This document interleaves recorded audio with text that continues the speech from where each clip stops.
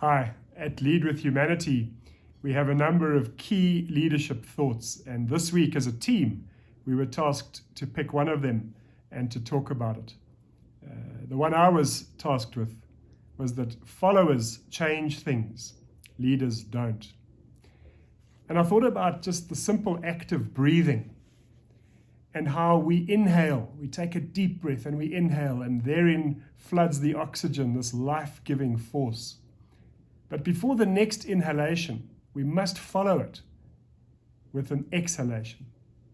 We must breathe out in order to create space for the next breath to come in. While the inhalation is life-giving, it is the following exhalation which is life-sustaining. The world is littered with great gasps of air from leadership and inhalation, inspiration, great ideas, but are left on the ash heap of apathy and exhaustion in the exhale of the followers. But the world is also decorated with great examples of followers who've done some extraordinary things, who've dealt with the toxicity, expelled the carbon dioxide, and so enabled a new fresh breath of air to come into the team or into the organization. Breathing requires both inhalation and exhalation. It is much like we need leadership and we need followership. I suppose we all love the idea of a pure, fresh breath of air of inspiration in leadership, for that is how we lead. But we also need to think about what is the exhalation, what is being followed, and who is following. It is never the first snowflake which breaks the branch, and a flood doesn't happen with a raindrop of one. It is the cumulative weight of the following rest which effects the change. The leader says, wear a mask. It is the citizens of the country who decide whether the spread of the virus is stemmed or not.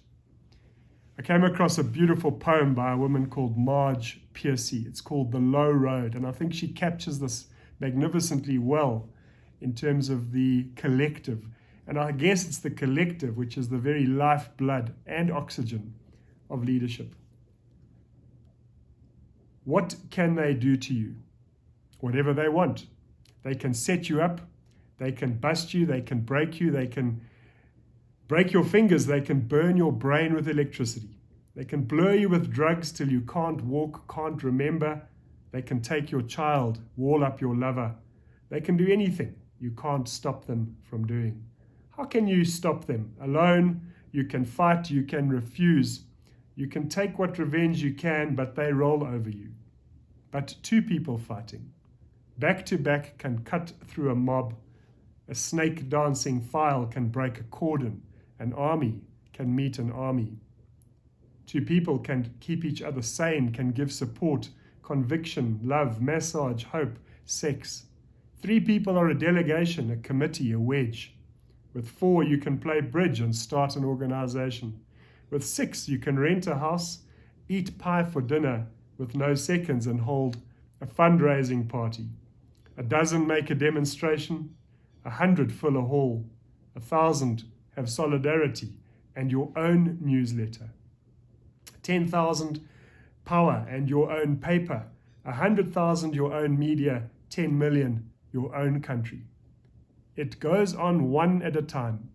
It starts when you care to act. It starts when you do it again after they said no. It starts when you say we, and you know who you mean, and each day you mean one more. I guess all the world's great challenges will not be solved by leaders alone. They will change when followers choose to act. And just like the polar opposites of breathing, we need both leadership and followership to survive. We inhale and we exhale.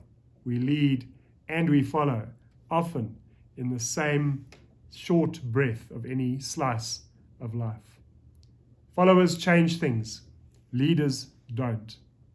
And I wonder if I could take in and inhale the possibility and the positivity and dispel the disruptive.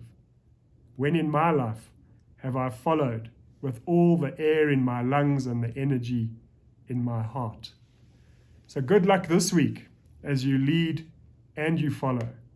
And remember to keep breathing. We'll see you next week.